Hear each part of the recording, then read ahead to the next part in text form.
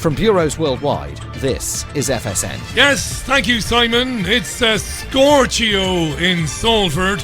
Temperatures approaching 90 degrees, and it's going to be very warm over the next couple of days as well. It is Tuesday's programme, the 23rd of June. 4 years ago today, we voted to leave the European Union. Imagine that. It's the BBG, not the BBC. You're listening to the Richie Allen Radio Show, live from Salford in Greater Manchester. It's the Richie Allen Show, broadcasting live on richieallen.co.uk and multiple platforms around the world.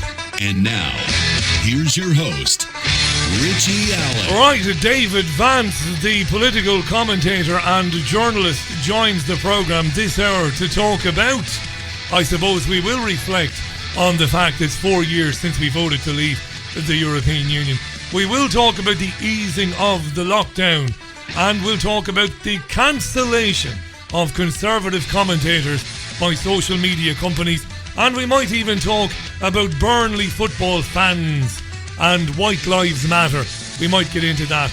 In the second hour, an old friend of mine, John Perkins, returns to the Richie Allen Radio Show.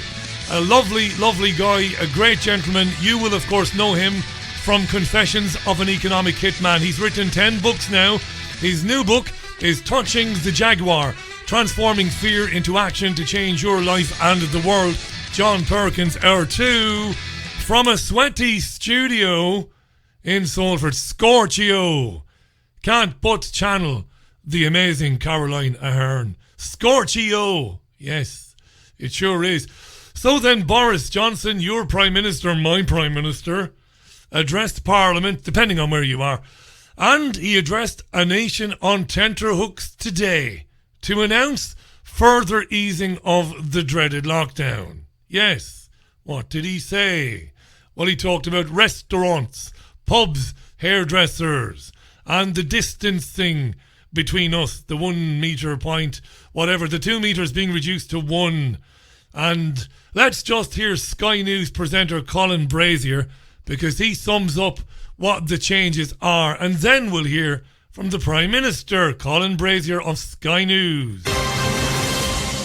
Hi there, good afternoon. Welcome to Sky News today. Pubs, restaurants, cinemas are just some of the businesses that can reopen from the 4th of July after Boris Johnson announced measures to relax the lockdown, at least in England. Social distancing rules will also be eased from 2 metres to what Boris Johnson called 1 metre plus. The Prime Minister admitted current measures make it impossible for some sectors of the economy to reopen, but he warned that all decisions were reversible should there be a spike in coronavirus cases. Well, these are some of the changes the Prime Minister has announced for England. You ready now, the changes? Where it's not possible to stay 2 metres apart, people are now advised to be at least 1 metre apart, as well as taking other precautions, things like hand washing or being outdoors. Pubs and restaurants can reopen from the 4th of July in a COVID-secure way. In a COVID-secure way, pubs and restaurants? But they should limit indoor gatherings. They must also take contact details for customers. Keep that one in mind. They will have to take your contact details if you want to get a pint of whatever your tipple is. Households will be allowed to mix with one other household indoors and will be permitted to stay overnight. Now, you will now be allowed to mix with people from another household, and if somebody wants to stay the night, well, you're allowed to do that now. You have permission. Should still maintain social distancing, but there is no limit on the size of those households. 2 households of any size will also be able to meet outdoors, an increase on the previous limit of 6 people. Except on a Wednesday when you get rudely awakened by the dustman. Hotels, hotels now. B&Bs, campsites can also reopen with plans in place to deep clean rooms in between stays. I'd like to think they deep cleaned the rooms in between stays anyway. But then I remember Ramsay's hotel nightmares, and when they would shine the ultraviolet lights on the sheets, mother of Jesus, it put me off hotels for years. Stays. Museums. Cinemas can all resume operations with smaller capacities as well as staggered start times. Staggered start times. What they mean by cinemas is every second row will have to be empty. So row 1, people. Row 2, nobody. Row 3, people. Row 4, nobody. You get the picture, yeah? Hairdressers and nail Hairdressers! bars can reopen too on July the 4th, but with strict rules, including the likes of wearing visors. Spas and beauty salons, however, remain closed. Playgrounds, libraries, community centres will also be allowed to reopen. Allowed. I love the term allowed. And places of worship can reopen for services, and weddings can resume with a maximum of 30 guests. Weddings can resume with a maximum of 30 guests. Oh, Christ. Can you imagine the rows that's going to start, eh? 15 of hers and 15 of yours. Come on, will you? Oh, the whole point of weddings is that you get too many people at the afters and you get people killing one another in the toilets. Those cousins that haven't seen each other for years, that hate one another. It's proper sport. They're ruining everything. What about the Prime Minister? What does he say about it? Here's Bojo. After the toughest restrictions in peacetime history. Peacetime. We are now able to make life easier for people to see more of their friends and families and to help businesses get back on their feet and get people back into work. But the virus has not gone away. We will continue to monitor the data with the Joint Biosecurity Centre and our ever more effective test and trace system. And I must be clear to the House. Let me be clear. That as we have seen in other countries, there will be flare-ups. Flare-ups. For which local measures will be needed. Yeah, see Germany today. Apparently in Germany, a slaughterhouse. Hundreds of people tested positive. And Novak Djokovic, who didn't want to take a vaccine, ironically was told he had COVID anyway. And we will not hesitate to apply the brakes and reintroduce restrictions, even at national level, if required. You hear that tyrannical little bastard there? You hear him? That rotten, vile little bastard? We won't hesitate to apply the brakes and reintroduce the measures at national level again if required. You hear that? He should be hanging from his ankles in the Tower of London. So I urge everyone to stay alert, control the virus and save lives. Let's keep washing our hands. Jesus. Staying 2 meters apart wherever feasible, mitigating the risks at 1 meter where not, avoiding public transport where possible, wearing a mask when you have to use public transport, getting tested immediately if you have symptoms, self-isolating if instructed to do so by NHS Test and Trace. Today, we can say that our long national hibernation is beginning to come to an end, and life is returning to our streets and to our shops. The bustle is starting to come back, and a new but cautious optimism is palpable. But I must say to the House, it will be all too easy for that frost to return. And that is why we will continue to trust in the common sense and the community spirit of the British people to follow this guidance, to carry us through and to see us to victory over this virus. And I commend, Mr. Speaker, this statement to the House. Oh God, I could be bounded in a nutshell and count myself a king of infinite space were it not that I have bad dreams. This is a reality. Crazy. They did say, though, that there won't be any more daily briefings after today. We've had them every day for months. This is all part of the charade, of course. This was the theatre. You know, during wartime, the Prime Minister, during the Iraq War, beautifully named Iraq War, the Iraq Genocide, it should have been called. During the Iraq Genocide, of course, Blair would appear in front of the media every day, and Baby Bush would do the same thing in DC. This is all theatre to create the illusion that we were at war with some unseen deadly enemy. They had practice. You know, they've been warning us for years that we're at war with an unseen deadly enemy. The terrorist cells creeping and lurking around every street corner. Horse shit, of course, in reality. So they've had practice. This is crazy stuff, right? It really is. Let's stay with the pubs then, and let's stay with Skype presenter Colin Brazier. For the second day in a row, he had Emma McClarkin on. She's the chief executive of the British Beer and Pub Association. And data protection and privacy is a problem for many boozers in the new normal. And it's brought up by Colin Brazier. Yeah, it'll be the Great British Pub, but it won't be the pub they remember necessarily. I mean, partitions, the distancing that you outlined, but also this idea that if track and tracing is to work effectively, people must give up some personal details when they enter a pub. They've got to give their name, perhaps an address, a contact number, that sort of thing, which for some people will sit uncomfortably with the idea of a pub being an unbuttoned place where you go to relax. There is new elements been introduced to the guidance that we've worked on with the government, and one of those is the collection of data. Now, we do have some significant concerns around this from a GDPR perspective, but also about how we store that, how long we store it for. So we're going to be working with the government again to find out exactly how they see this register of contacts working. We do want our customers to feel confident. So if this is necessary in order to fight coronavirus, then we're prepared to work with the government to find a practical way to make this work, but we don't want to put anybody off coming back to the pub. But we hope that the message today from the Prime Minister about reopening the pubs, about that safe socialising environment has gotten through, and people will begin to feel more confident about stepping out of their homes and coming back to the pub. Not me, though. I'm not going to the pub. I would imagine you're not going to the pub either, to be met at the front door, to be guided to a table, protected by screens, instructed to sit with my back to people, and then to give my name, address and telephone number to the publican, to the bar person before I get a drink. No thanks. You can stick that up your arse. I'll go and get a carry-out. Here's an old-fashioned term for you. A carry-out.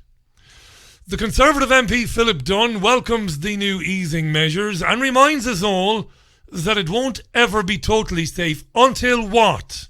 Until what, do you think? You can guess, Philip Dunn. There's always risk in life.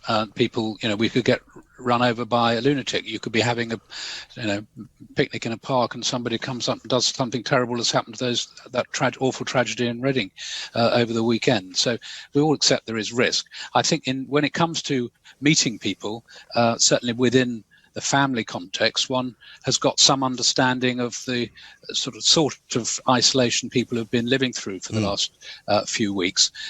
But it's the chance encounter with a stranger in the street that I think people will continue to be nervous about.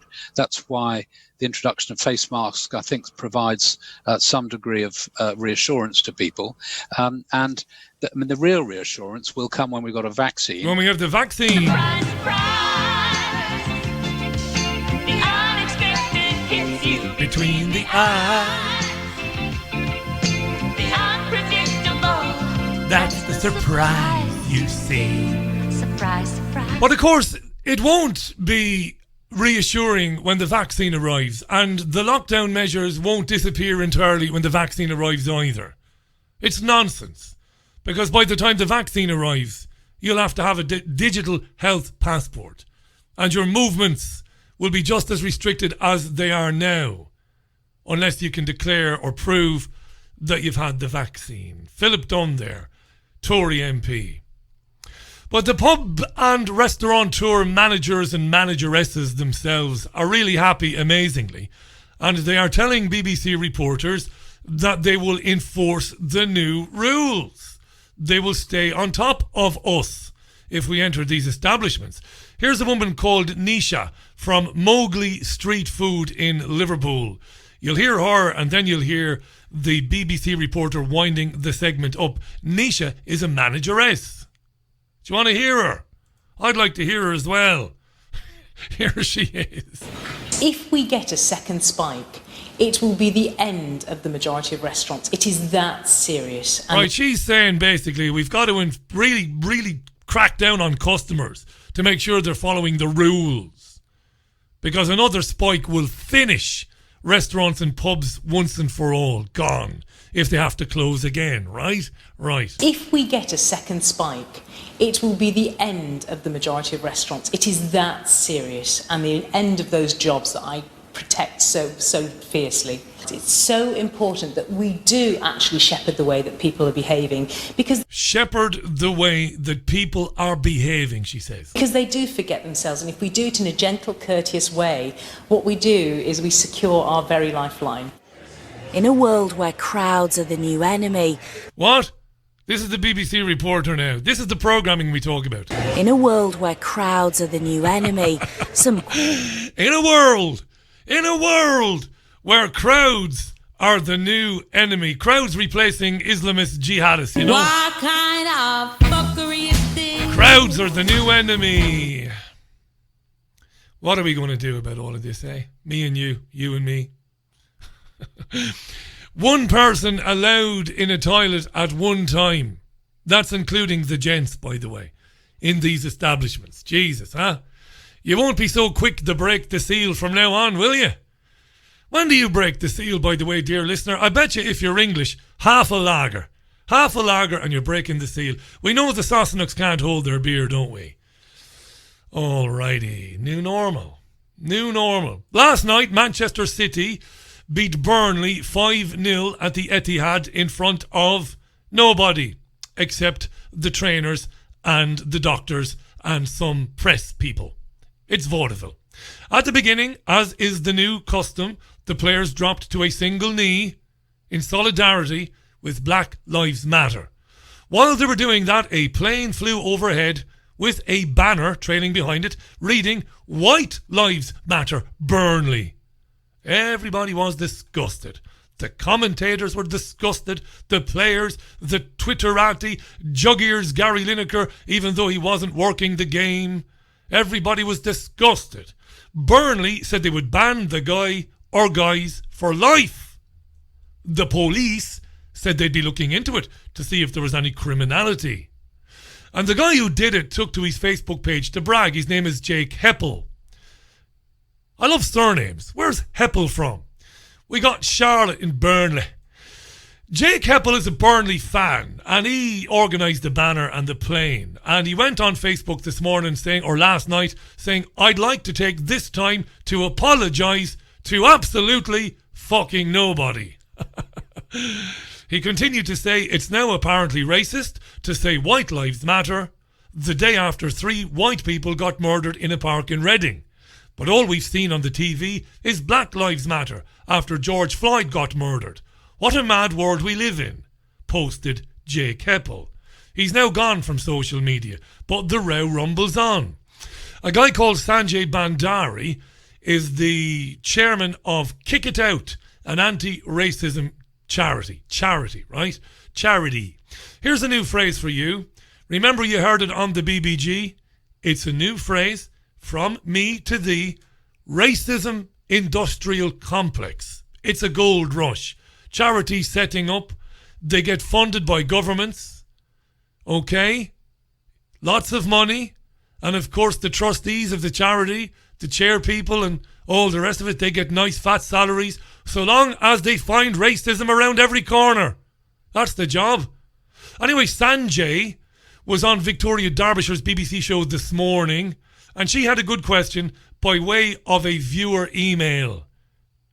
I like this. Let me read you this email from Anne, who is watching. Please can you let viewers know why it is so different for a banner to be flown for White Lives Matter? It seems to be one rule for one and one rule for another. Well, I suppose what it comes down to is that the words in themselves are inoffensive, aren't they? In the sense that, of course, Black Lives Matter, of course, White Lives Matter, of course, all lives matter. It's about who's saying it, in what context, and why are they saying it. Now, I understand there's going to be a police investigation, so we'll understand exactly who has commissioned this and why. But the reality is that the phrase White Lives Matter has been kind of used, and we're seeing it across the internet and online, is being really used by a lot of far-right organisations to sort of deny what Black Lives Matter is seeking, which is actually equality. No one is seeking preferential treatment. They're seeking equality and not to have their human rights denied. And this is, White Lives Matter is being used as turning this into white v black. It's not. It's everyone v racists. Yes, and everyone v racists, really. Derbyshire could do just a tiny bit of research into who's funding Black Lives Matter and how it went from a genuine grassroots movement, which had a lot of interesting things to say, into something totally different, that again wants to transform the world in fairly unpalatable ways. But she just goes on to agree with the guest instead of challenging him. And using it in that way is would you say, is a willful misleading of what Black Lives Matter is? Way to put words in his mouth, Victoria. Would you say that it's a willful? Why didn't you invite the guy who put the banner in the sky to come on and talk to you? Very simple, I'm sure he would have said no problem. This is the Richie Allen Radio Show, live from Salford, the great city of Salford. And we're about 1.5 miles from the city centre of Manchester. It's a 20-minute walk with my legs. From Manchester. Big shout out to my pal Nigel Code, who's listening to this programme in Waterford City, Port Lorga. How you doing, Nige? Hope all is well. Right, we've got Jeff Beck. Here's Jeff Beck. When we come back from Jeff Beck, I should be joined by David Vance. Looking forward to catching up with David. It's been too long. Right, Jeff Beck on the Richie Allen Radio Show. Hi-ho, silver lining. The time is exactly 26 minutes past the hour. Glorious afternoon here in the northwest of the UK. Really like speaking with my next guest. Fond of what he does at his website. Check it out, altnewsmedia.net. It's more of a news organisation than a website. He's a champion of free speech. He's a geopolitical commentator. You often see him on TV, on Sky and elsewhere. And we first met him some time ago to talk about the BBC. He's been a thorn in the side of the BBC for some years now. Let's welcome him back to the programme. It's none other than David Vance. David, thanks for coming on again today. How are you?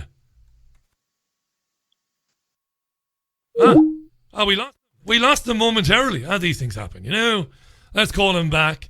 He was on there, unless he decided just then and there not to do it. But he'll be back. David Vance. Let's see, can we reconnect with him? He might be on a mobile device. David, you're there. There you are. I am, yeah. I am indeed. Yeah, we lost you momentarily. No problem. Great to see you. Good to be here. Thanks for coming on. Before we talk about the things that we agreed to talk about, it is 4 years today since the 52% of the people of this nation, of these islands, went to the ballot box and said no to the European Union federalist project. 4 years later, we haven't left.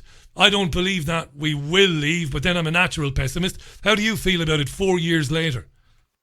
What is it to say, Richie? A pessimist is an optimist mugged by reality.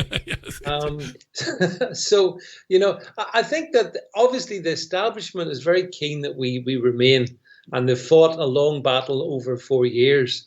My own view is that I think where we're going to go at the end of this year is going to be some way short of what we voted for, but nonetheless further than our rotten establishment want us to be. So it's a bit like, the proverbial curate's egg, good in parts, bad in other parts. Fair enough. Let's leave Brexit for another day. Now, I know from following you and reading you that you're a proud a British man. You're proud of your country. You're proud of Northern Ireland. You're proud of the UK. When you see the Prime Minister talking about easing lockdown measures today, but talking about things like you've got to give your contact details to a publican, your name and address and all of that. Could you imagine as somebody who thought you lived in a free country, in a proud country, and you'd have been debating with people over the years from other parts of the world where maybe they didn't have a lot of freedom. This is not freedom, is it, what we have today in the UK? No, it's a scandal. It's absolutely scandalous. And actually, Richie, to be honest, to me, this is a much bigger issue than Brexit, because this is fundamental. This is about our liberty.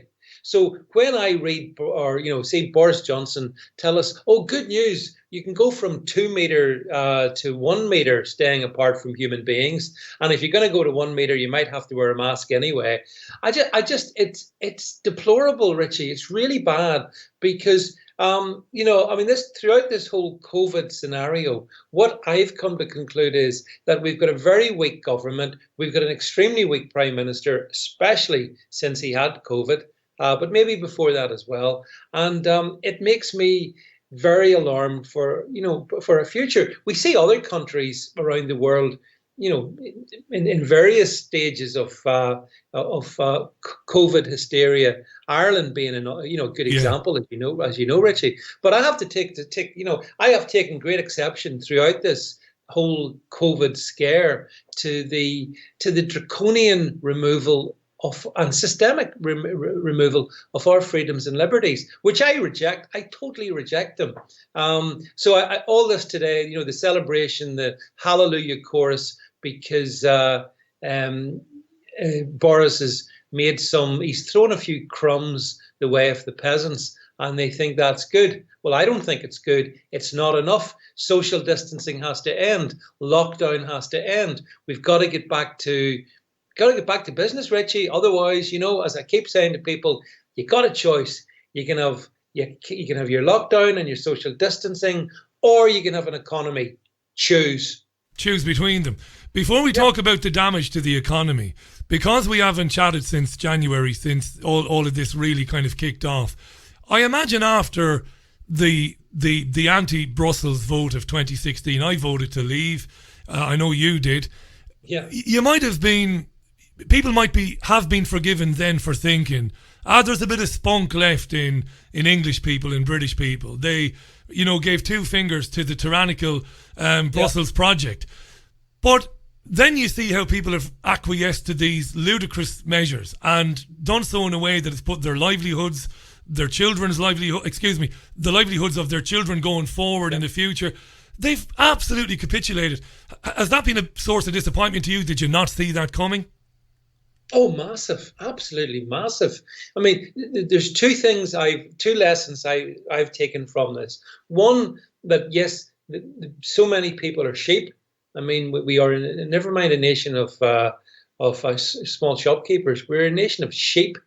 But in the second instance, those people, or many of them, Richie, have been conditioned by particularly the legacy media, the scum media, blasting into their homes. If they've been sitting at home, which they have been for months, watching this, getting this message, stay at home, protect the NHS, save lives, they've been conditioned. It's said it takes between 8 to 10 weeks to recondition a human personality.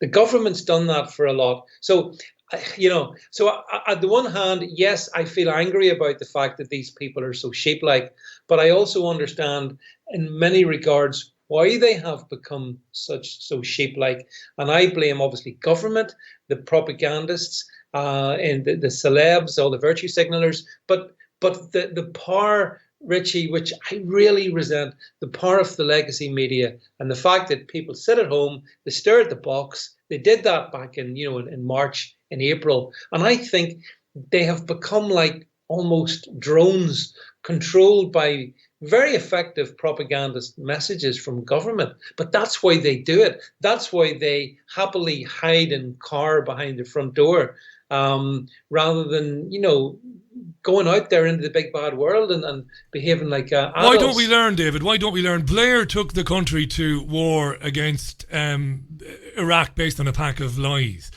Yeah. We were led into a no-fly zone situation in Libya based on a pack of lies. The Foreign Affairs Committee and the BBC drove this. The BBC drove the Iraq war. Why? When will people stop believing the crap? I mean, I'm asking the right guy. You've spent years yourself highlighting the mendacity of the BBC. When will people stop looking at the BBC and trusting it implicitly in the way they do?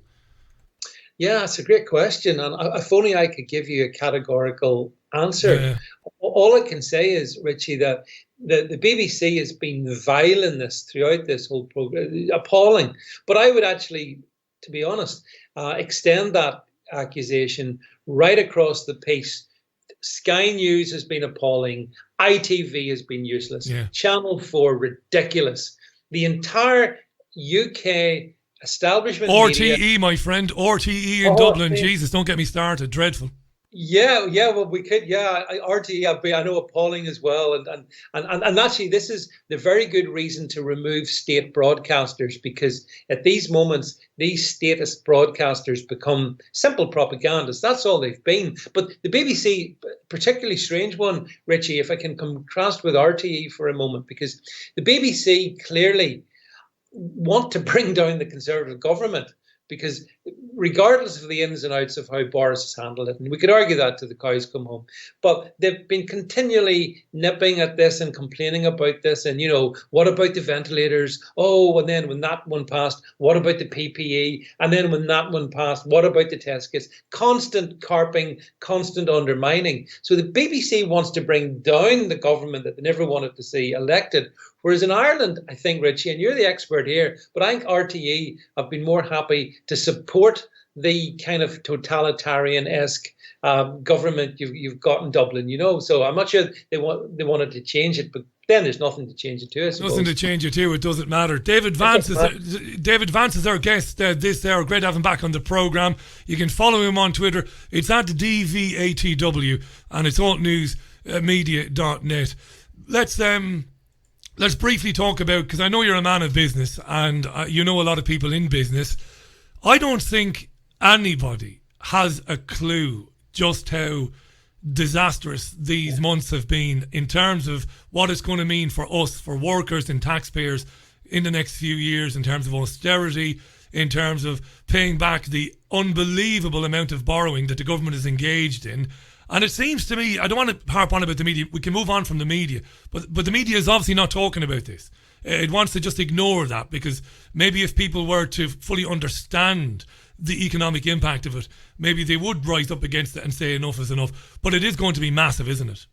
Oh, it absolutely is. And you're dead right. Most people do not seem to understand that there's an absolute economic holocaust happened. It's happened, Richie. The only reason people don't see it is that what I call all the zombie companies, they're still there. They're still more or less going, because they're using the furlough scheme in the UK to sustain their presence until we get to the end of that time. So come autumn, when the leaves of autumn fall, so will vast amounts of UK business. Now, we're seeing some things fall now, but that's just the early waves coming up the beach of this tsunami. The huge waves that are going to sweep away so much are going to come in the early autumn. I speak to business people, Richie, around the UK, all kinds of companies. I think there's a general acknowledgement that it's going to be really bad. And that's why Boris's nonsense talk about, we got to get British business back on its feet.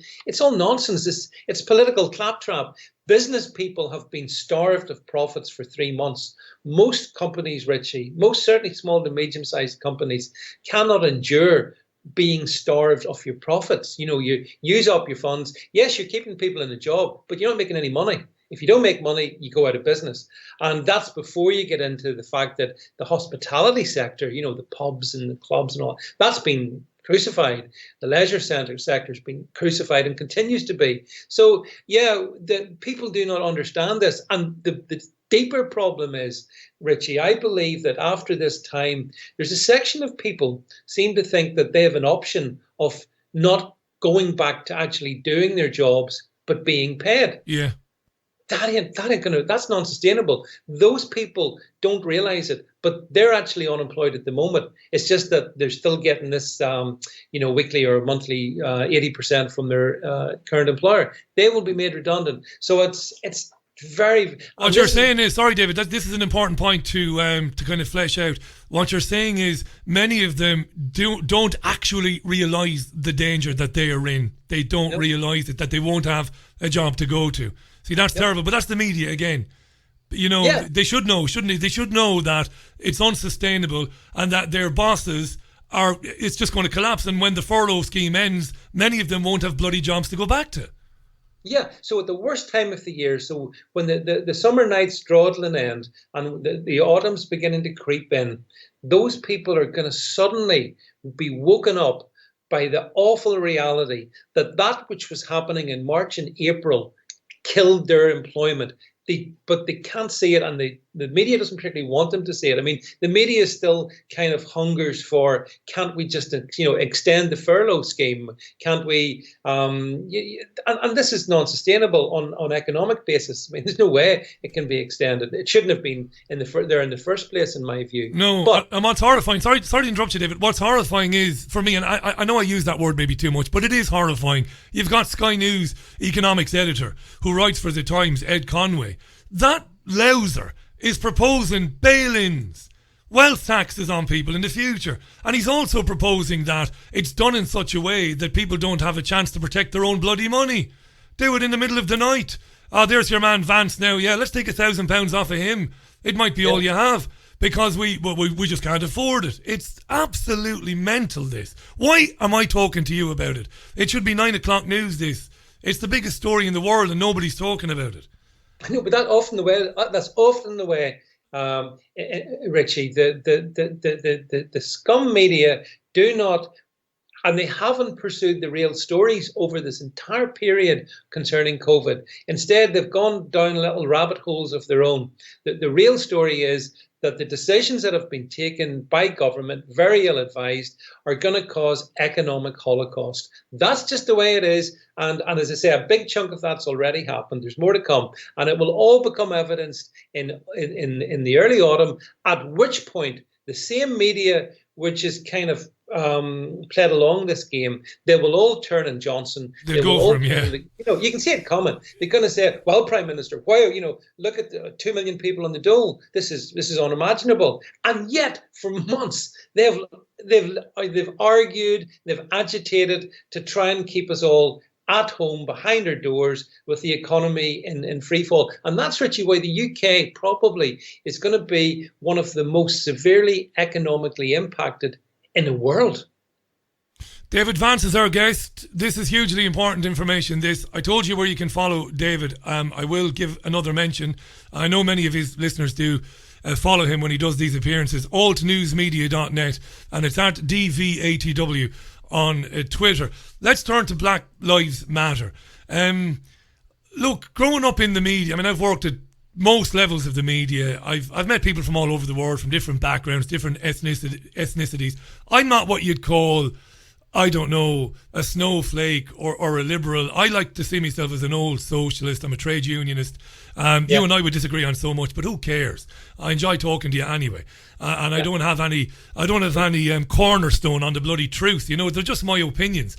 But, likewise, none of us do, right? But I love shooting the breeze with people who see the world differently to me. I'm prepared to accept that there is a kind of a bias against people from ethnic minorities. Now, I don't believe in white privilege. I'm going to say that straight up. I don't believe in that.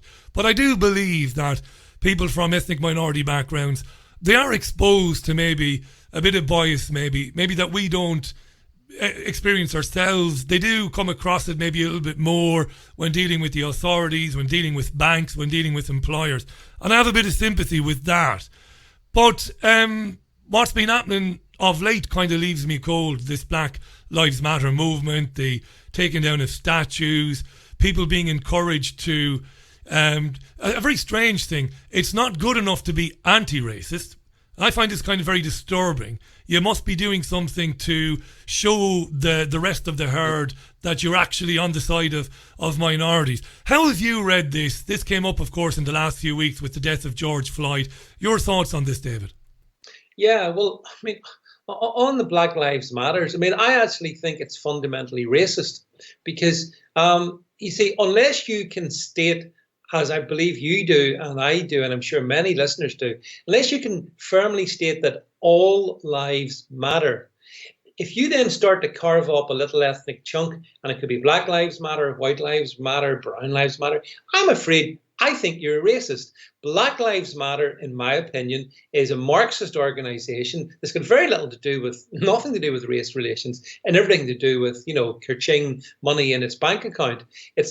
yes, it's got the stated aims, Richie, which amaze me of, it wants to bring down capitalism. It wants to defund the police. It wants to empty the prison. It's there on the website, folks. Go and check it out. Yeah. So when you see crony corporatists, like we see the Premier League, for example, Richie, we'll maybe talk about that. But these crony corporate organizations literally on their knees to an anti-capitalist Marxist organization. It makes me laugh at one level, and in another level it horrifies me, because they're going to have to be resisted. That we need to completely reject everything that Black Lives Matter stand for, because what Black Lives Matter stands for, to me, it's racist, it's dangerous, it's poisoning race relations. I mean, like yourself, Richie, I go back a few years. I remember life in the 70s and stuff. I know what it was like back then.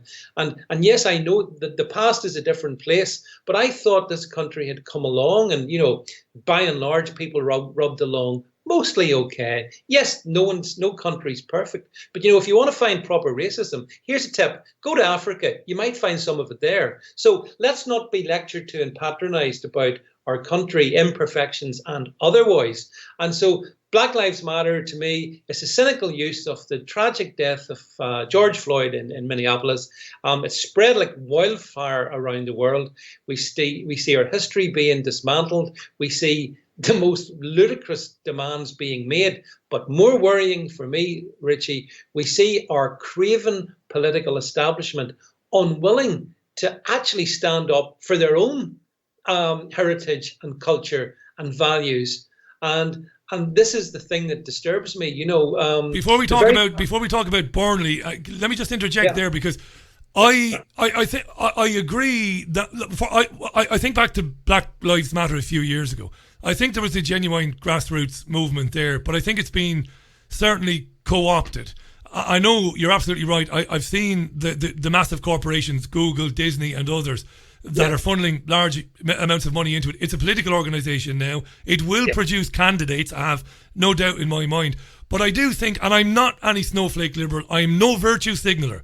Gee, I get dogs abuse here. I am not. I do not believe the UK is institutionally racist. I do not believe that. I don't believe that the majority of people are racist. But I do think that black people particularly, I think there are some genuine grievances, and I think it's a pity maybe what we've seen with this organisation maybe kind of obfuscates what might be still genuine grievances that black people might still have. Well, can I come in and say I agree that it's because people talk about the BAME community, but this issue is pretty much around the black community. Because, for example, here in the UK, people of Indian origin, people of Chinese origin, they perform very well economically, educationally, and so on and so forth. And for me, Richie, this whole thing is a sideshow, because there are issues in the black community that we need to deal with and try and fix. One of which is that there are so very few black families where there's a dad in the household to help, make sure that if there's boys, they've got a role model and stuff. That's not unique to black families now. You're talking to a bloke whose father left when I was 13, and thank God he did good riddance to him. Most of the people I know, believe it or not, white people growing up, their parents split up. So you know you're going to get dogs abuse for saying that, my friend. You know that. Yeah. I might get dogs abuse, but I can bite back. And let me tell you that you're absolutely, again, Richie, I very rarely disagree with you, believe it or not, because of course what you're saying is true in the white community as well, for definite. Yeah. Nowadays. But it's been true in the black community for a much longer period of time. And if you want to talk about the United States, where so much of this originated for, it's endemic in the United States. And the level, so all I'm saying is that if there's problems to be dealt with, I think reasonable people like us would say, yes, there's an issue in that community. What can we do to help support kids, keep them in education, keep families together if possible? Do things like that. But something, trying to bring down British history and heritage ain't the way to achieve that. No, it isn't. No. That's alienating, and that's going to cause what I think we're beginning to see, which is a kickback against it. Why didn't they just change the plaque when people campaigned on Colston? I mean, it's not rewriting history, but you could have just put on the plaque, look, here's the guy, he was influential, he had friends, at the time he was powerful, but he did, and he took part in something that was, terrible, and it has a legacy today, and you could have left the statue standing. I totally agree with that. I think economic reasons are the reasons why people's families split up. I don't think it's unique to, and I know you didn't say that. It's certainly not unique to black families. It was economic reasons that really saw the end of my friends' parents' marriages and them splitting up when we were young and all the rest of it. But I want to stay on this theme because this young, I don't know how young he is, this young chap, Jake Heppel, who's a Burnley fan, who decided to fly a banner over the Etihad Stadium last night. I think it said White Lives Matter Burnley. And he's left social media today. He's taken quite a lot of abuse. The usual suspects came out to condemn him. This is what really worries me. We could argue all day long about whether that was the right time for Jake to do that. I think whatever time he wanted to do it is his own business. I would never tell anybody to self-censor because I'm not a hypocrite. So if he wanted to do it yesterday, good luck to him. Others might say, hang on a second, Jake, do it at another time. However, the police, David, what's going on? The Burnley police saying, we're looking into this. This is tyranny. He's entitled to his opinion, right? Yeah, good old Burnley police, Richie, unable to deal with the grooming gangs that operate in Burnley with impunity for years, unable to deal with that, but suddenly seized with an opportunity, with the zeal to solve something that isn't a crime, because it wasn't a crime. There's no law that's been broken. So on this one here, I mean, with regard to the banner being flown over the Etihad Stadium with the White Lives Matter, I mean, my view on it is very simple. If it's okay for players inside the stadium to wear Black Lives Matter's insignia on their shirts, what's wrong with having White Lives Matter flying in a banner over the stadium? And of course, it's a rhetorical question. I know exactly what the reason is. That we're at a point in a country which is, let's be honest about it, 85% still white. I mean, it's still a majority white country. It's seemingly now deemed offensive to say that white lives matter. And particularly within, 48 hours of 3 white men being stabbed to death by someone from Libya in Reading, I thought, surely white lives have never mattered more. So why do people not care? And also, as I said, my top line in this is, I think this race baiting is a terrible thing. Yeah, it's ridiculous. Honestly, Richie, I don't want to see white lives matter. I don't want to see black lives matter. If you want to say all lives matter, you'll get my support, and then let's deal with any particular community with underneath that. But the response of Burnley Football Club, for example, has been, they're angry, they're embarrassed. Why? Aren't most of their fans white? Do they hate their own fan base? What's the problem with Burnley Football Club? What's the problem with, for example, Talk Sports Radio, who on their social media today, to my chagrin, they have blocked me because I asked them, did they understand what the aims of Black Lives Matters are? Answer, no, they don't.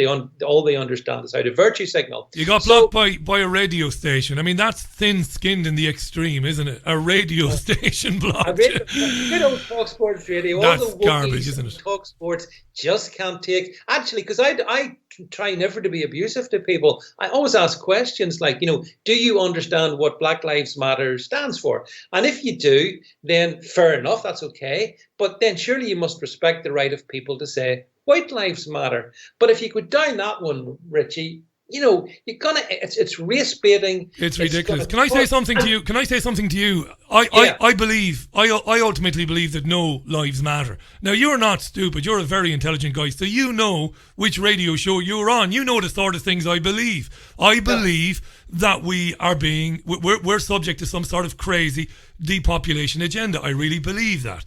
I believe this climate change nonsense, all of this is to transform humanity, to bring us to a place where human life, human existence will be unrecognizable. Guess what? Nobody is going to be exclusively a victim to that. We all are. Every bloody one of us. And yet we kill one another, fighting over who's the biggest victim, who's getting it worst from the state. And all the while, our freedoms are being ripped away from us. They want to mandatory vaccinate us against stupid viruses that don't really exist next year or the year after. They want passports for everybody. It's tyranny, David. David. And while we're killing each other over the colour of our skin, the people behind this agenda are going, lovely. Keep killing yourselves. Keep arguing with one another, right? Yeah. Hey, listen, I agree with all of that. All of this, as is always the way, Richie, and you understand it. I'm sure many of your listeners will also understand this. This is distraction games. Yeah. They're very violent distraction games, but it's all about conditioning us to a whole new way of existence. A whole new way of existence, which is fundamentally antithesis to us as being human beings. You know, I see a vision of us being a masked society, you know, whacking vaccines into our body each year to protect ourselves against something which isn't that much worse than a flu. Yeah. And in pursuance of that, I think and I'm not sure if we'd agree on this, but I think that the people behind all this would love to see the fall of Donald Trump. And what we're seeing in the States facilitates that. And if Trump was to fall, I think you'll find that, you know, the globalist agenda that you're not too keen on might suddenly expand 100 times more under sleepy Joe Biden. So, yes, we have to understand the real narratives that are in place. They're narratives, Richie, which is so valuable that shows like yours, do this. You actually talk about, and we try in our way in Alt News to do this as well, talk about the matters that are crucial, but the crucial things are never discussed on the scum media. No. Therefore, we have to talk about them, and you do a great job doing that. No, mate, thanks for saying that. Before we run out of time, I want to ask you about the deletion of Katie Hopkins. I'm not sure exactly why Twitter decided. I don't know which tweet it was, but she did. I did. Well, she tweeted. I remember she tweeted Marcus Rashford, and I grinned when I read that tweet, and I'll tell you why. Because it reminded me of my new pal Kevin Myers, whom you know wrote for the Sunday Times for years and years and years. And years ago, Kevin wrote the most inflammatory article about women in Mexico, as you'd call it, you loyalist, the Republic of Ireland in Mexico. He wrote about girls taking the easy way out, clever girls just having babies because the state would pay for them. And there was murder, right? I remember talking about this on radio in the 90s. It was a brilliant article. It was a bit satirical. Now, I've never met Katie Hopkins. I know you know the woman. I have opinions, but my opinion of her is of no relevance to anybody. They can't be banning people and kicking them off just because they say things like that. Or was that the tweet, or was it something else? I mean, first of all, I'm very pleased to be a friend of Katie's, and so I'm very aware of everything that's gone on. And actually, ironically, she was banned from Twitter for a tweet that referenced a Blackadder joke. So no way. That's a reality. She had been, quite honestly, what happened was one of the many vile haters that she gets, Richie, and you wouldn't believe the scale of hate that's shown towards Katie on Twitter. Somebody made a vile suggestion with an intent of violence behind it to her, and she said something like, well, you better be, quote, hung like a baboon. Right. Hung like a baboon comes from Captain Blackadder actually says it, I think in Blackadder Series 3, as a joke. So she was making a joke. Now, here's the bit where it becomes insidious. Somebody then took that and either played the race card with the reference of baboon or the hanging aspect from the phrase. And on the basis of that, 1.1 million followers, gone. Right. No appeal, bye-bye. That's what happened, Katie, on Saturday night. Now, I think I know that there was an organisation behind this, the Campaign for Countering Digital Hate, I think they're called. Certainly one of their senior people was on talk radio, ironically, on Sunday to claim the victory, the scalp. Is that right? So, I've coined a phrase, my friend. I call it the racism industrial complex. Yes. The racism, there's so many charities now that exist and they get government grants, loads of money, so long as they keep finding racism. I tell you what, David, if they paid me enough money, I'll say, yeah, I see racism. I see it over there. I see it over there. I mean, this is ridiculous, isn't it? It's self-fulfilling, but I think the sad thing is, and the tragic thing is, that a voice, like, you don't have to agree with Katie or indeed anybody. I have never sought anybody to be banned from any platform. Doesn't matter. They could be extreme left. I don't care. It's fine. Have your views. But it's this censorship of disparate opinions which is making Twitter such a sewer. And that's why people like myself have migrated across to Parler as well. So I've got multiple platforms. If you're on Parler, look me up at David Vance, my proper full name. You'll see me there. And Katie's over there as well. And so many other great people are going over there. We're not going to be held hostage to Twitter, Richie. And I know that one day they'll come for me. I'm sure about that. No doubt, yeah. They'll come for you as well, Richie. They'll come for every one of us. And that's why I feel that all of us people, regardless of where we sit on a political spectrum, need to stand together under the auspices of trying to defend free speech, the right to say what you think without fear or hindrance. And if Twitter won't allow that, we'll find other places to do that. We won't be stopped. It was people that made Twitter great, Richie, not the other way around. David, great to have you back on the programme. altnewsmedia.net, and David is on Twitter. Huge following there for now. I hope you don't get banned. It's at DVATW, Delta Victor Alpha Tango Whiskey, I think. DV. There you go, the old alphabet, DVATW. Thanks for coming on. Don't leave it so long to come back. Love chatting with you, David, as always. Great to chat, Richie. Absolute pleasure. Take care. Love it, mate. Bye-bye. Cheers. Bye for now. David Vance live on the Richie Allen Radio Show for Tuesday. It is exactly 6 o'clock in Salford. Yes, I can hear the town crier there. If I just be quiet for a minute, you hear him? No? All right. We'll have some music. John Perkins. What a great guy John Perkins is. John Perkins is on the show shortly, and we're going to be talking about his brand new book, which they kindly gave me last week, and I have been reading it, and I'm really enjoying it. It's part adventure story, that's totally true, right? We'll get into it in a couple of minutes. Here's music from Billy Swan. Billy Swan on the Richie Allen Radio Show. Scorchio. Billy Swan on the Richie Allen Radio. It goes on forever and ever and ever and ever. That's the ordinary 3.5 minute version. I don't know about the 12-inch version of it.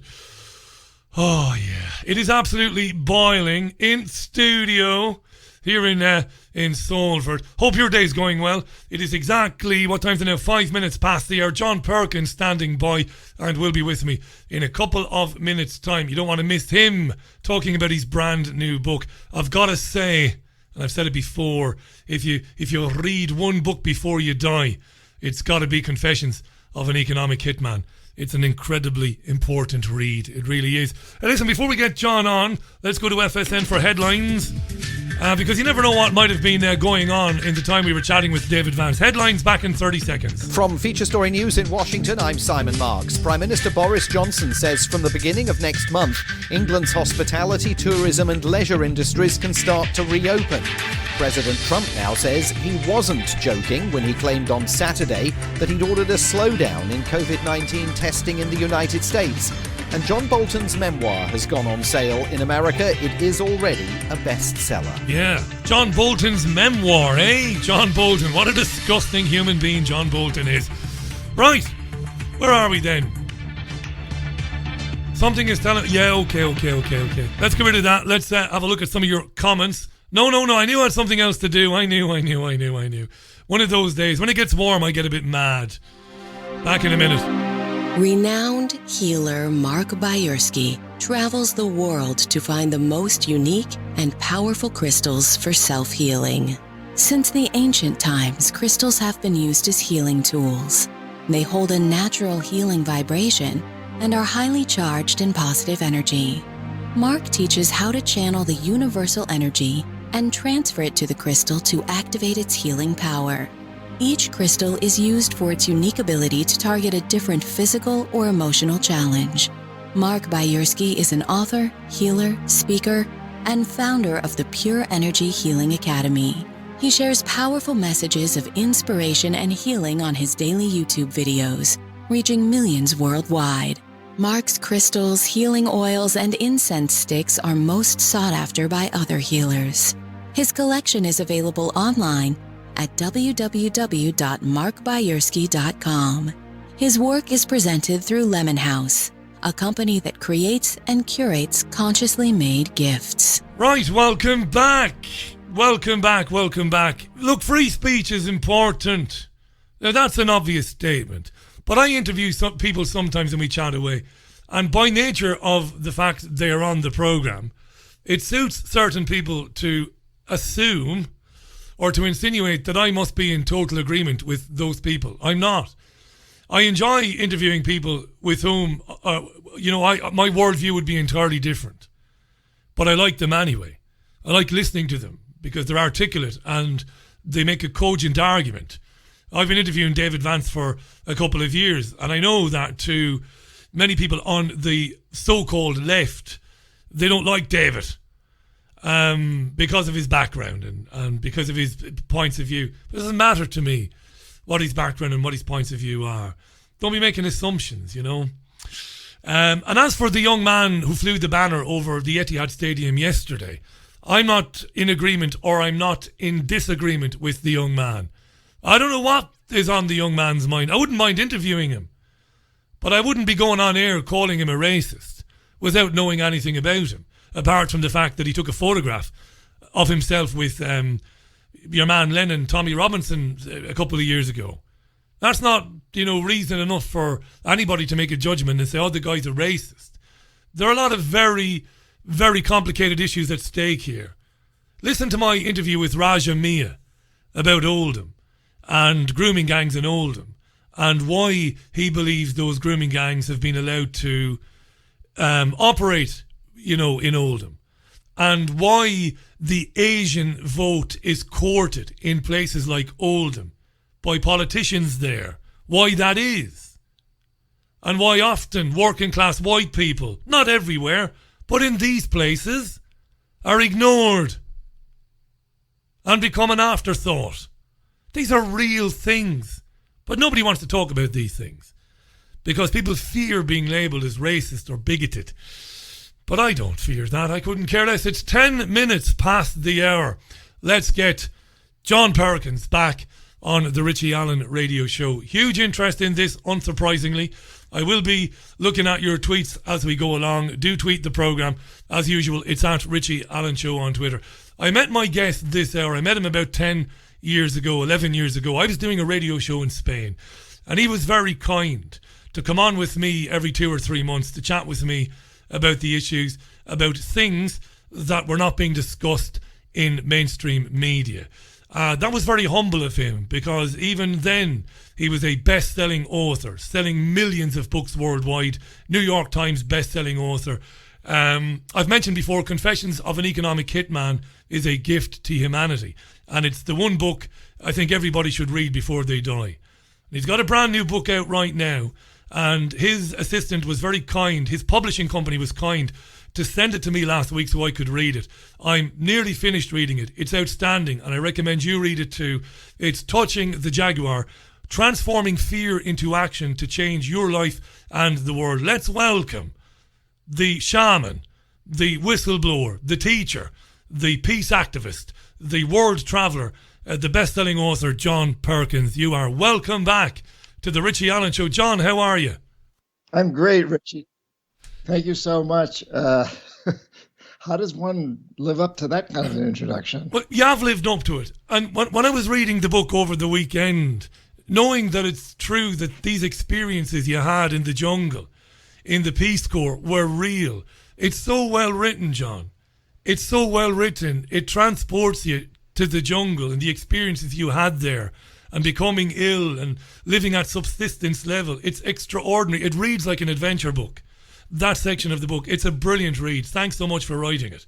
Well, thank you for saying all that, Richie. And I just have to say, it's wonderful to be on your show again. I love our conversations. I love your show. You do such great work. Thank you so much. You're very kind. It's been too long since you were on. Hey, look at what has happened since you. Before we talk about the book, and it is brilliant, John. I look. My word is important to me. My listeners know that I endorse very little. It's a wonderful book, and I recommend my listeners get onto it immediately. Before we talk about it, the book would have went to bed before everything exploded this year. How do you feel about that? Because the book is so relevant now. Yeah, it is. It's of course I had no idea about the coronavirus or all the racial issues that are going on around us today all over the world. But what I did know when I wrote the book was that we were having a phenomenal, horribly phenomenal number of hurricanes, earthquakes, fires, all these once in 100-year events that were happening every year or so. That we were being told the Earth is speaking to us, and you can look at that from a shamanic standpoint. You can look at it from a purely scientific standpoint. That we're getting a very strong message that we need to change. And so, what's happening now? The pandemic and the racial issues. That's just another very, very strong message. But this one's global. Those others were local, and this one's global. Where everybody on the planet's being shaken awake by what's going on. So the book is extremely timely. And yet, of course, when I wrote it, I didn't know about these issues, but I knew there were other big issues that were giving us these same messages, similar messages. And you knew these things were coming anyway, because we've been speaking for 11 years, at least every year or so, you and I get together, and these were things that you saw coming down the line. Talk to us about, I mean, the book is just, it's gripping. You're turning page after page. Talk about your Peace Corps work in the late 60s, taking you to Latin America, your experiences there, that crazy journey that you took where you ended up getting so sick that you went to see a shaman. Tell us about that, John, in your own words, because it's absolutely amazing. Well, thanks, Richie. Yeah, that experience really defines some of the main themes of this book, and the main themes I think are that our reality is totally molded by our perceptions, and today we see a world that's in terrible crisis because we've created it with a perception around economic success that's given us really what we call a death economy, and shamans have told us for a long time that we need to change that to something that we could call a life economy, to create a new perception that makes that happen. And one of the other things is that every one of us, every one of your listeners has a role to play in this. But when I was there in the Amazon, that's when all of these things really came together for me. This is 1968. I went to the Amazon, and shortly after I was there, I got very, very sick. I was dying. I was a Peace Corps volunteer, and I was deep, deep in the jungle, as you said. I was very sick. I couldn't stand up without help. And to get to the nearest medical facility, I would have had to hike for hike and take rickety old buses for 3 days up into the high into the Andes, about 10,000 feet up. There was no way I could do that. So I was really resigned to dying. And one night, a Shuar shaman healed me. Shuar were the indigenous people with whom I was living. And he did that by taking me on this shamanic journey, what we might call a vision quest. While I was on that vision quest, I was really in an altered state. I saw this amorphous form in front of me. I had my eyes closed. And the shaman yells at me, "Touch the jaguar." Well, Richie, I'm in the middle of the jungle, like it's night, it's dark. I look all around like, where's the jaguar? I was terrified. And he says, no, close your eyes, touch the jaguar you see. So I closed my eyes and this amorphous form shifted into a jaguar's face. And I heard a voice like my mother saying, "The food and drink will kill you." And I realized in that moment, Richie, that I was eating some very strange foods by my standards, things like a delicacy there is squirming white grubs live. Oh my God. When I read it, John, I was wondering, would I have had the courage to eat that stuff? The answer was no. Go ahead. You would if you were starving. If you were starving. No Cliff Bars, No, there was no other food, and people don't drink the water from the rivers because they know it's dangerous. The rivers are, have organic matter, trees fall into them and rot and so forth. So the women make a kind of beer called chicha by chewing and spitting manioc root. It sets up a fermentation process. Then you can add water, and you got to drink a lot of this stuff because you got to rehydrate in the tropics. So I had to drink a lot of spit beer and eat squirming like grubs. And I saw in this vision quest that every time I did that, I heard a voice saying, "It'll kill you." At the same time, I saw how very healthy the Shuar were. They're robust. They're vital. They're hunters and gatherers. For goodness sakes. And they live to be very old if they're not killed in a hunting accident or something like that. And so I saw at night that it was not the food and drink that were killing me. It was my perception. And that was creating a reality for me. There was illness. I saw that all that night. And then, I got much better. And the shaman then required as payment that I become his apprentice. They had no money. There was no currency. It was all a barter society. So, and now it's 1969. I've graduated from business school, never even heard of a shaman until I got there. There was no future in shamanism in 1969. I had no desire to do this, but God saved my life. So I studied with him. And later, as I tell stories in the book, much later, after I got out of the Peace Corps, I studied with shamans in Indonesia and Iran and Egypt and all over the Americas. And I kept discovering that the primary principle of shamanism is that our perceptions mold our reality. And then I began to understand that that's also the basis for modern psychotherapy and for quantum physics and for corporations. The perception, advertising, marketing is all about perception molding our reality. And I came to understand that, there's no England, there's no Australia, there's no United States, there's no New Zealand, there's no corporations, there's no religion, there's no culture. There's no human institutions except ones that we've perceived. And when enough people accept a perception or mold it into reality, when enough people accept a perception or codify it into law, it then becomes molded into reality. That must have been mind-blowing for you, coming from where you came from, the east of the United States, the business background, to be there in that situation in the 1960s. It's almost like the Stone Age, pre-telephones, at least cell phones anyway, computers. You're there, you can't get away from it, you have to embrace it. And you're learning about changing your perception and changing the world around you. Your mind must have been blown by that, John. It was totally. And I have to say at the beginning, and when I was sick, I hated it. Yeah. The only reason I was in the Peace Corps was because of the Vietnam War. I was determined not to go. I didn't believe in the war. I didn't want to go off and try to kill people I had nothing against or be killed by them. So what kept me there in the early months was the knowledge that if I wasn't there, I'd be in Vietnam. Yeah. And would have been drafted. Something that Muhammad Ali said was very profound for you. Am I right in remembering that from the book? Muhammad Ali said something about the Viet Cong, or maybe you said it to me before, and that was important for you, that you don't have any quarrel, I think, with the Viet Cong. Yeah, it's in the book. He said, they ain't never called me racist. They never tried to kill me. I got nothing against them. I'm not going. Basically, that's what he said. I'm paraphrasing it. But yeah, and I had, once I decided to join the Peace Corps, I asked for the Amazon, and everybody thought I was crazy. But the fact of the matter is I grew up in rural New Hampshire.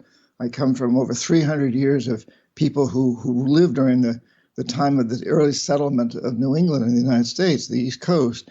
And they lived with the Abenaki, the Algonquin-speaking people, and the Iroquois. And I'd grown up with a deep fascination for woods lore. I spent my youth as a kid. I spent a lot of time in the woods. And so I knew there was one place on the planet where people still lived in similar ways, and that was deep in the Amazon. So I asked for it. I wanted to live that. But when I got there, the reality was very different from the romantic picture I'd had of this. And actually, these were not northern forests. This was, Amazon rainforest. and I hated it at the beginning. But after I started studying with the shaman, and I became accepted by the people, and I began to understand the people, and my perceptions changed about everything, not just the food, but about all their ways of living that at first seemed so primitive. And, they didn't use soap. I've been brought up to be very hygienic. These people who haven't seen soap, but they're very clean people. They do it in other ways. They're very clean. And I began, it was the perception changed and my reality changed, and I fell in love with it. And I still go back there all the time. I was scheduled to go in next month, in August this year. I can't now because of the coronavirus. Because of the virus. Let me ask you this. Sorry to interrupt you. I've been dying to ask you this. I want to hear more about you going back there. And I know you've been there for years and years. In fact, one of the interviews we did some years ago, I know you were deep in the Amazon when we did it, and we managed to do it over a phone, and it was marvelous. And I remember the noises in the background, the beautiful bird sounds. It was incredible.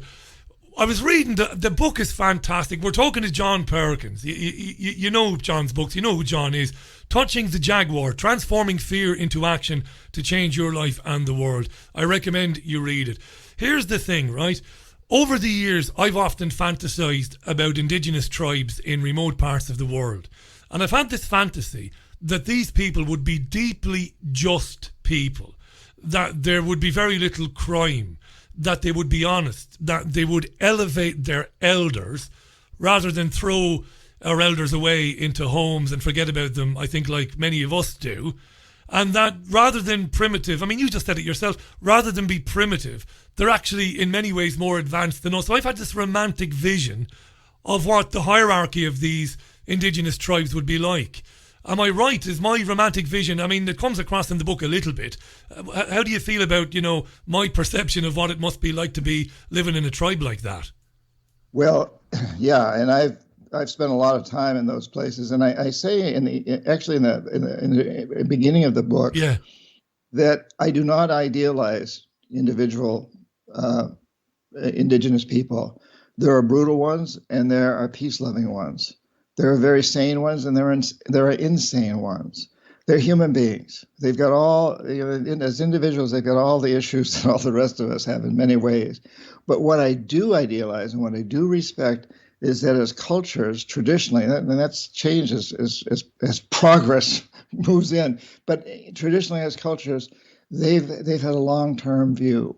So they look at the world as being a place that they need to pass on better than they inherited it to their kids or grandchildren.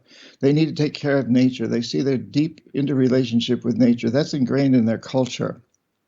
Our culture, on the other hand, as I write about the death economy, is driven by the goal of maximizing short-term profits, regardless of the social and environmental costs. So for individuals, maximizing short-term materialistic desires, regardless of what it does to the environment and society. And theirs is not. And that is something I deeply respect. Again, it's not about the individuals, but it's about the overall driving force in their cultures.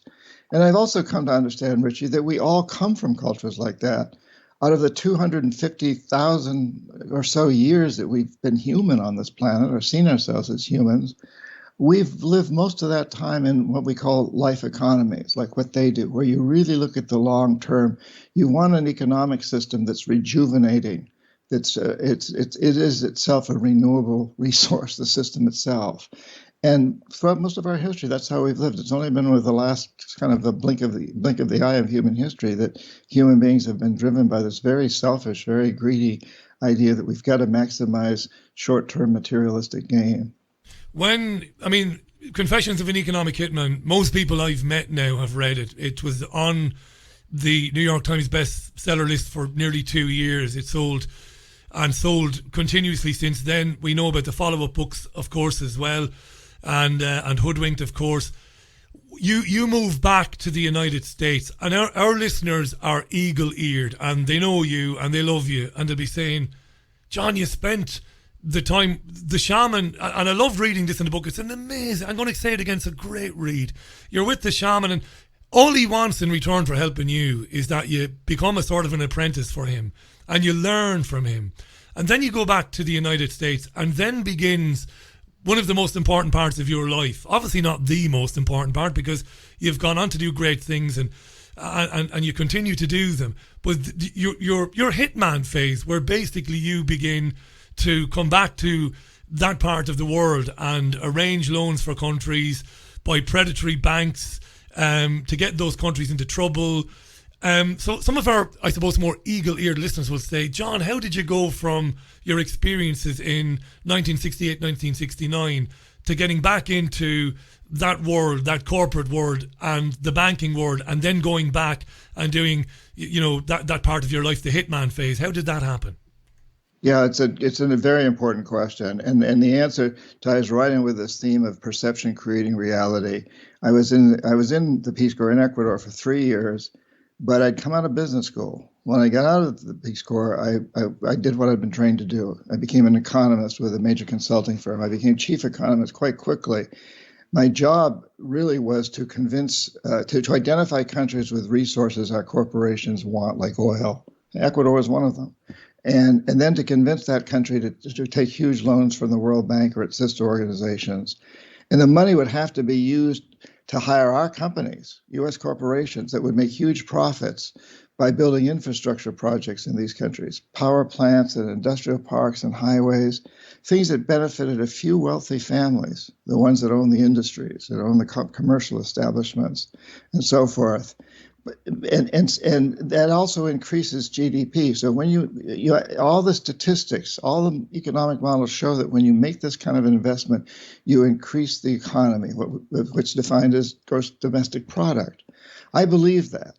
So I believe that what I was doing at the beginning was a very good thing. I was helping these countries become more prosperous.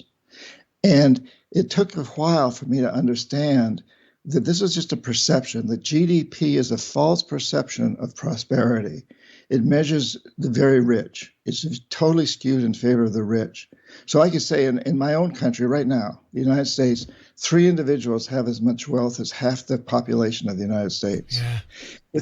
If those 3 individuals made 10% return on their investment last year and half the population lost 3%, we'd still show a gain of around 5%. A little less than 5%, which still show an increase in GDP. And it took me a long time to understand that because my education and everything I was doing, the World Bank, everybody I was working for, supported the system, still do. They still say that this is the way to economic growth. It's only the way to growth for the very wealthy. It does not measure overall success, overall prosperity. And it's created this, what we call a death economy, that's actually consuming itself into extinction, that's destroying the environment, that's destroying the social fabric, that really is causing what's behind the riots today, what's behind the coronavirus, what's behind climate change, what's behind species extinction. That's all being caused by this measurement and by this definition of success as being maximizing short-term materialistic gain. But it did take me a while to see that, Richie.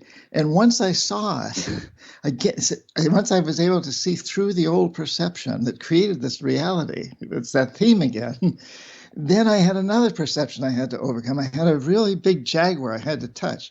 And so, the shaman, when he taught me, after that, he taught me touching the jaguar really means identifying your barriers and fears, identifying them, really confronting them, touching your barriers and fears, and changing your perceptions around your barriers and fears so that you can receive the energy, the inspiration to take the actions to move forward to change your life and the life of people around you. Do you think? We can get into more later. But once, so once I saw that this was a false perception, this GDP, I didn't want to believe it because I'm suddenly, living the American dream. I came from a pretty poor family, a teacher in a very wealthy boys' prep school, but we grew up without very little money, surrounded by wealthy boys in New Hampshire. Now I'm living this dream of making a big salary, traveling first class around the world, meeting with presidents. I didn't want to believe what I knew to be the truth.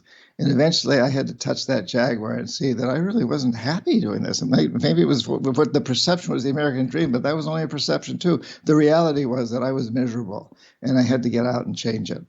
Maybe your shaman teacher from Ecuador and maybe the shamans that you've met around the world, they might say that you needed to go through that. You needed to witness that and to see that it was an important part of your development, maybe. Yeah, I think they would say it was an initiation, and I feel it's the same. My daughter, who's in her 30s now, was interviewed by a magazine, and they asked her, so what do you think about all the awful things your father did as an economic hitman?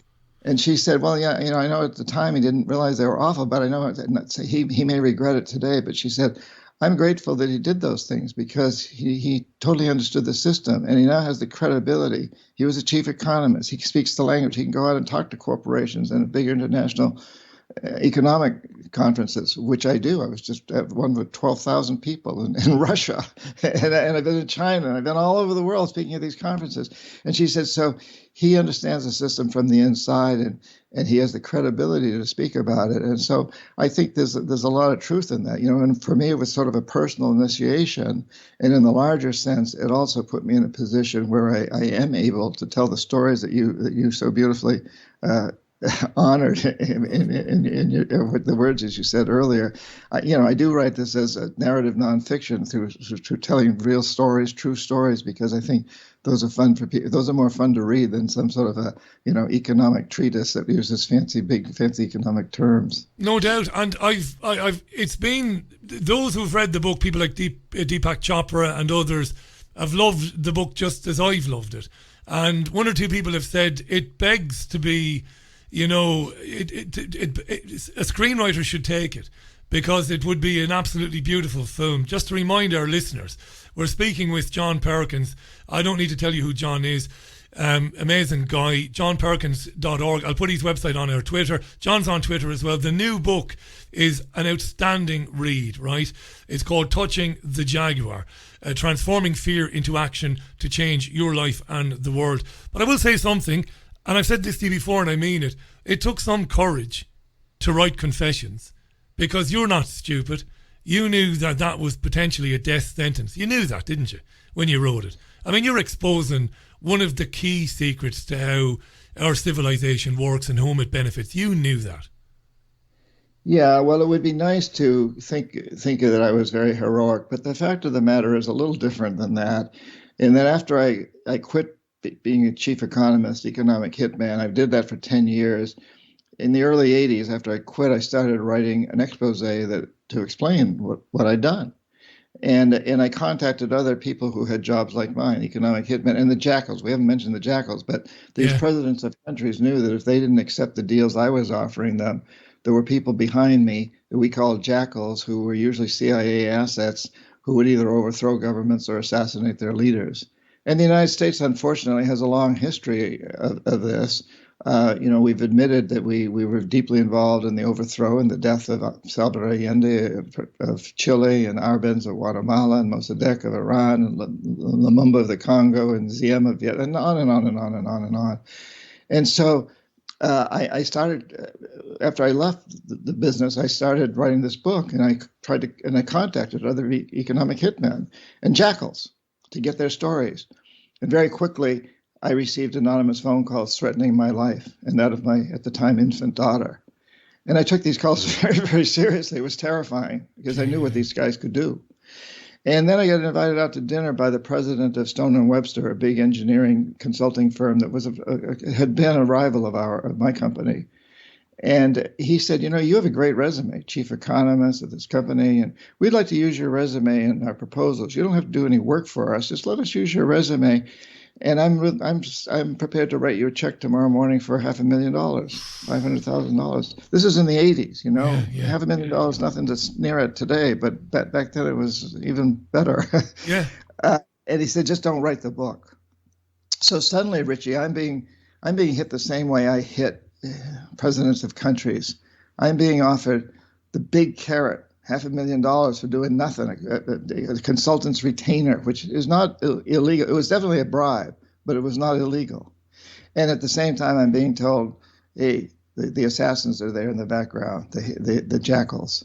And so, unheroically perhaps, I took the money. I didn't use it in my own defense to buy fancy cars or big houses.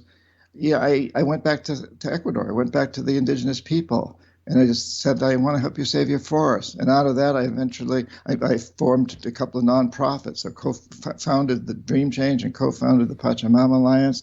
And I wrote 5 books on shamanism and indigenous people. Yeah. The World as You Dream It, Psychonavigation, Shape-Shifting.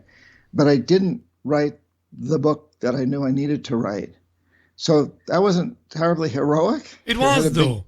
That's why you're loved. That's why people love you, because it's warts and all with you. It always has been. Warts and all. You tell the truth. It was kind of heroic. I know it was. People threatening family, these jackals hiding around corners, people offering you money. It's serious. And you went back there.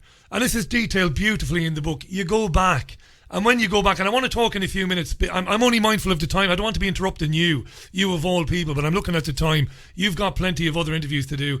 And I want to talk in a minute about the 5 questions, which is an amazing thing. We'll talk about those in a minute. For every human being on planet Earth, these are questions you should be asking yourselves. We'll talk about those questions with John. But you go back. And when you go back and you use the money to put it to good effect back in the Amazon, you see with your own eyes the results of the things you were doing as an economic hitman. That must have been, again, all of these experiences are transformative for you. They must have been. Yes, absolutely. I saw how now these rainforests are being destroyed by Texaco, now Chevron, and other oil and mining companies. And basically they're being, as the shamans told me, what's destroying these forests is, yes, it's the oil companies, it's the mining companies, but really it's the dream of the people behind them. And by dream, they mean perception. It's the perception of the modern world that requires oil and the minerals that are mined. So they said to me, go back and help your people create a new dream. And that's why I created these nonprofits and wrote these books. And this current book, which is, transforming fear into action to change your life in the world, it's about changing perception so that we alter reality. And I, the story of how I ended up then writing Confessions, that the other side of that, so I didn't write it because I get this bribe and threats. And then on 9/11, I was in the Amazon with a group of people. But when I came home, I flew to ground zero. And as I stood there, looking down into that pit, I knew I had to write the book. But this time I decided not to write an expose. I wouldn't contact anyone else. I would write a completely personal story, my confession. And so I wouldn't have to contact anyone else. I'd write it in complete secrecy. And I'd write the whole book, not a proposal, the whole book. And I figured that once I had written that book and got it in the hands of a good New York agent, and he's sending it out to publishers, it's my best insurance policy. So that's how eventually the book came about. Was I when I saw that hole at ground zero, and there's no direct connection. I'm not trying to make a direct connection, but it just, I got hit like, Jesus, you've got to expose the system that you're part of, and that system is behind most of the crises that our world is facing today. John Perkins is our guest. We've got John for another 10 minutes. This is fascinating. The time is flying. I am going to keep mentioning the name of the book. I know you will check it out. It's a terrific book. It's life-changing stuff. Touching the Jaguar, transforming fear into action to change your life and the world. And John details when he goes back to the Amazon, meeting a tribe that hadn't been contacted by anybody before, and experiences. I don't want to give too much away because you have to read the book for yourself. But you do talk, before you talk about the 5 questions, can you, as briefly as you can, I hate to be telling you to be brief because I could listen to you all day, and I mean that. Can you just answer a couple of quick questions coming through on Twitter and on Facebook? Ayahuasca. How important, what is it? What can it do for you and for people? Well, it's a plant. It's a sacred medicine basically that's made in the Amazon. You've got to combine a couple of plants together, and I was trained as an ayahuasca shaman. That journey I was on was with ayahuasca. It's a powerful mind opener, if you will. But I want to say that it's not by any means the only one. You talk about these 5 questions which come out of that, which everybody can do for 10 minutes a day or once a week if you want. You can go into this process that I describe in the book that will take you on the same kind of journey. So this plant or other plants that a few shamans in the world use as an opener. But most of shamanism does not use these plants. So the Mayan people of Guatemala, where I take groups, they use fire ceremonies, which take you to an altered state, are every bit as powerful. Meditation, there's all kinds of different ways of opening ourselves to really transforming our jaguars, to touching our fears and our barriers, to identifying them and to changing the perceptions around them and then taking the actions necessary. And I have to say, I'm a little concerned about the way ayahuasca is being used these days. It's almost become like a social addiction for some people. Yeah. A guy asked me the other day, he said, hey, I took ayahuasca 20 times this past year. How many times have you taken it? John Perkins. And I said, the last time I took it was 10 years ago, and I'm still processing that. That's incredible. So, and that's what I was taught, but that's how the indigenous people do it. The shamans may take it every time they give it out. They take a little bit and then they give more to the client. But they're very careful because they realize that all of these things that open us to what we really want to do with our lives and what's keeping us from doing them and how we change the perception so we can move through that. All of these things also require discipline and work afterwards.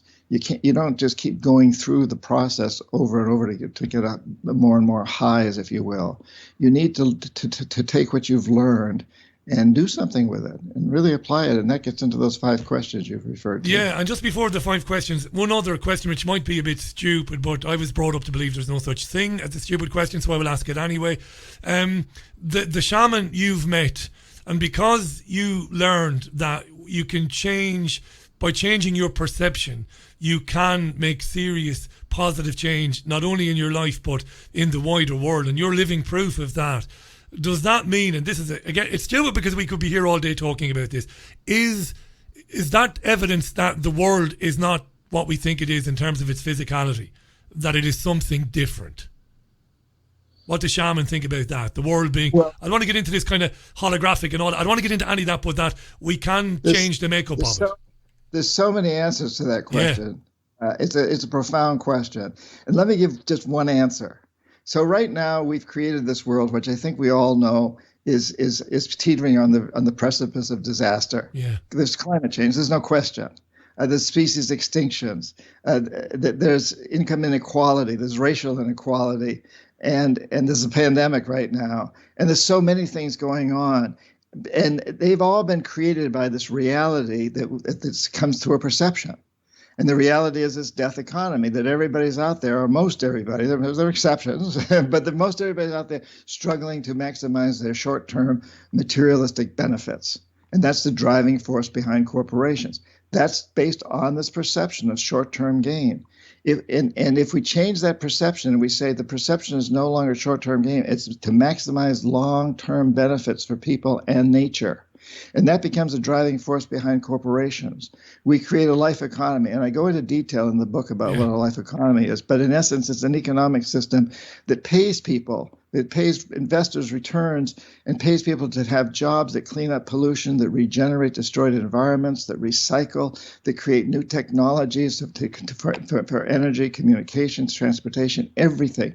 And we've been moving into that, Richie, with things like benefit corporations and Green New Deals and conscious capitalism.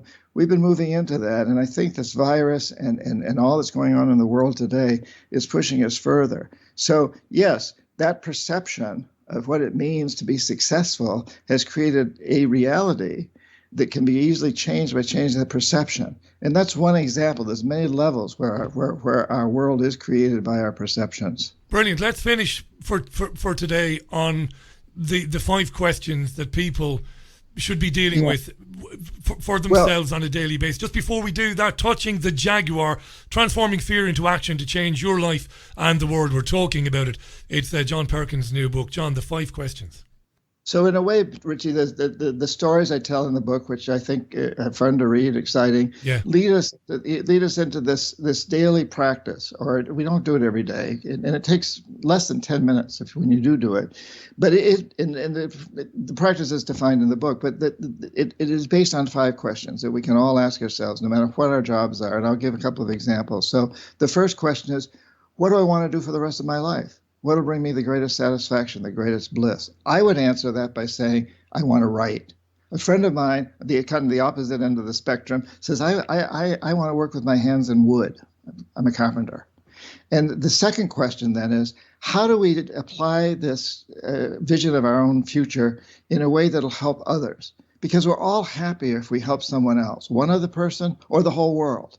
So as a writer, I would say I'm going to write stories that inspire people to transform a death economy into a life economy. My carpenter friend would say, I'm going to use sustainable materials. And the third question then is, what's blocking you? What's the jaguar? What's the fear? What have you got? What's stopping you from doing this?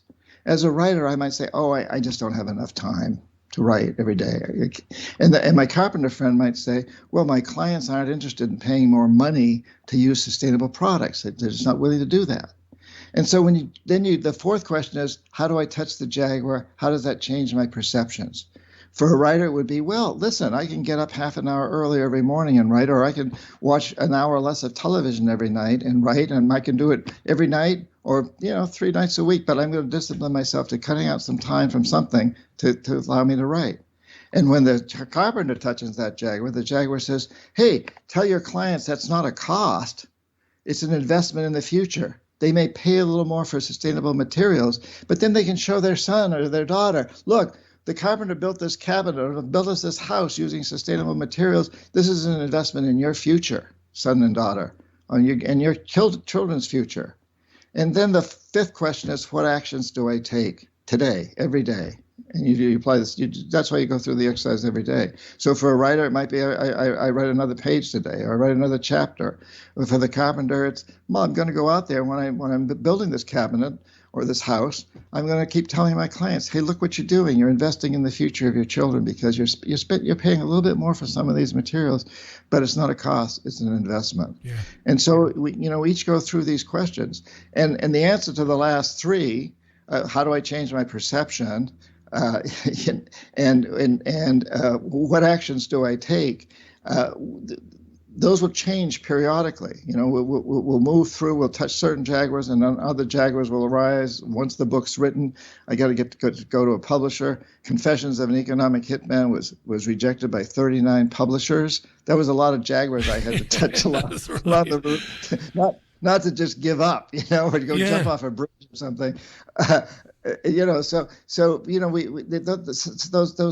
Those questions can change, especially the ones at the end, every day or every couple of days. But that's good because every time we touch a new jaguar, we rise to a new level of consciousness. We rise to a new level of personal satisfaction. It's been a real pleasure to have you back on. It's been too long. I know you spend so much time traveling around the world. I did interrupt you earlier on when you were talking about your revisits, your regular visits to the Amazon. I know you were hoping to go back again in August. I hope it won't be too long before you go back.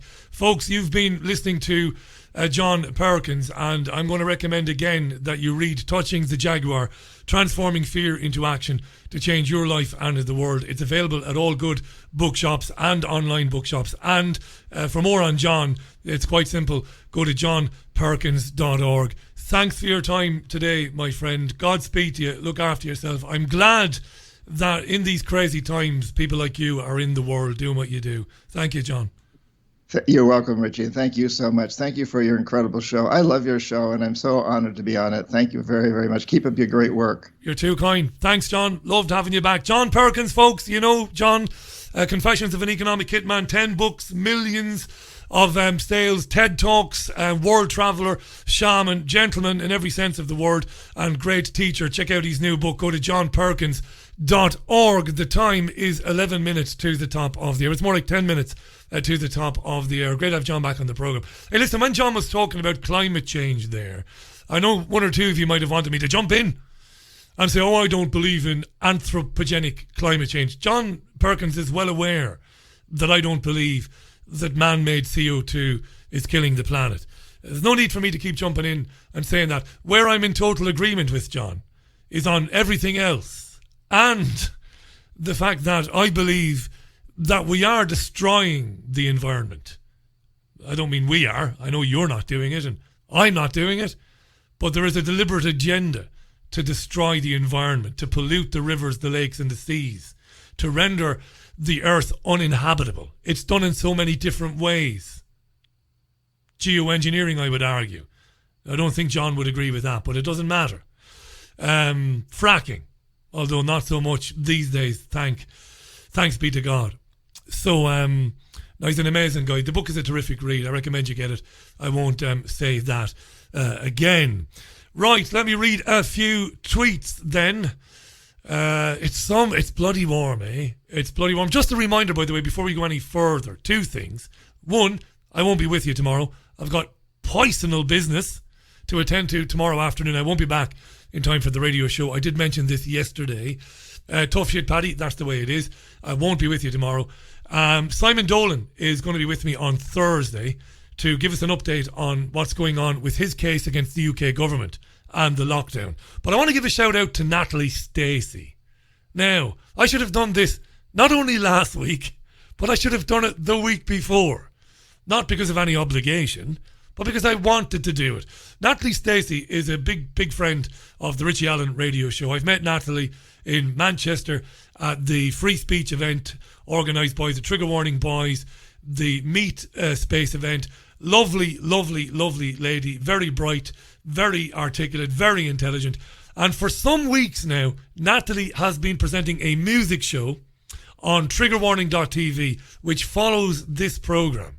So as I depart, and I'll be departing from you in about 5 minutes' time, Natalie will be beginning her music show, which is dealing with metal music and heavy metal music and hard rock music. And I've listened to a bit of it, and it's very, very good.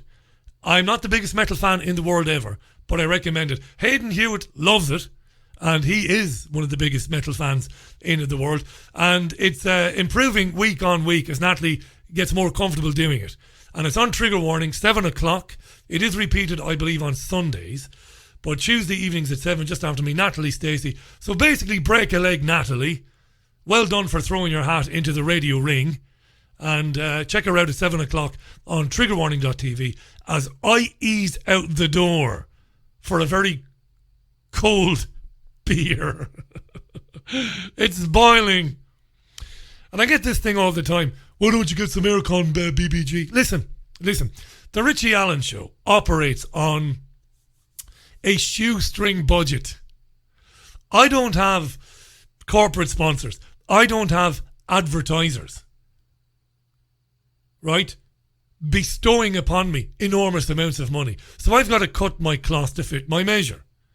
Now, the studio is beautiful. It's got all bells and whistles. It's got every last detail in amazing technology.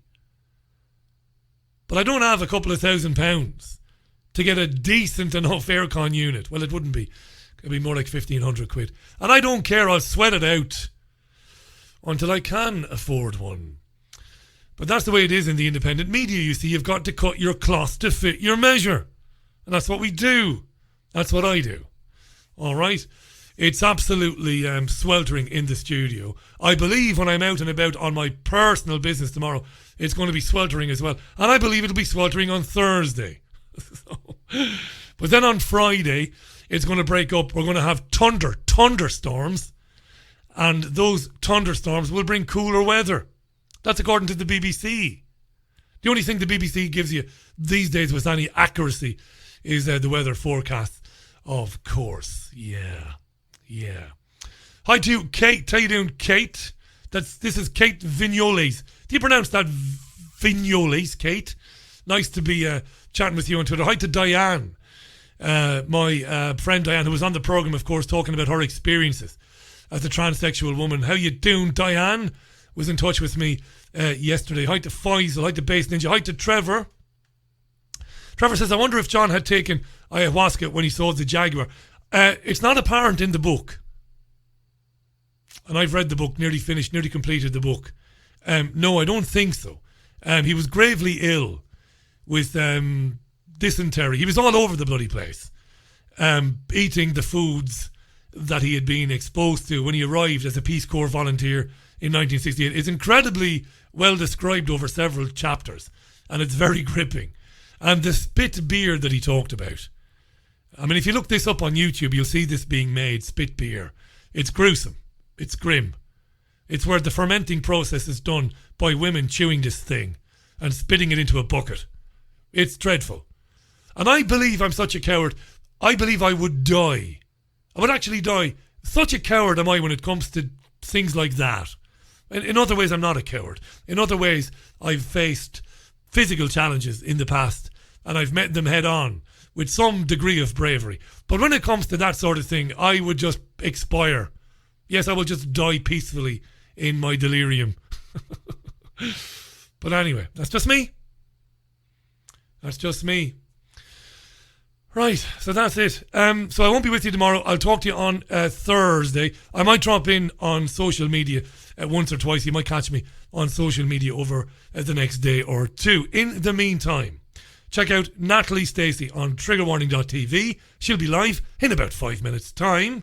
And later on this evening, Graham Booth will be live on the Trigger Warning platform. Go to youtube.com/Trigger Warning TV. Graham Booth, who's often heard, of course, with Hayden Hewitt from Live Leak fame. Graham is on later on. It's usually around about 10 o'clock, maybe a bit later. All the details, youtube.com/Trigger Warning /Trigger Warning TV. In the meantime, look after yourselves and one another. Thank you so much to John Perkins for his time this evening. And thanks again to David Vance, who was on the programme with me in the first hour. Going out with this, I love closing the programme with this because it's beautiful and it means a lot to us, I think. It's Louis Armstrong and this amazing song. Enjoy the sun. It's going to be shining until about 10 o'clock this evening. Get out in it. See you later. Bye now.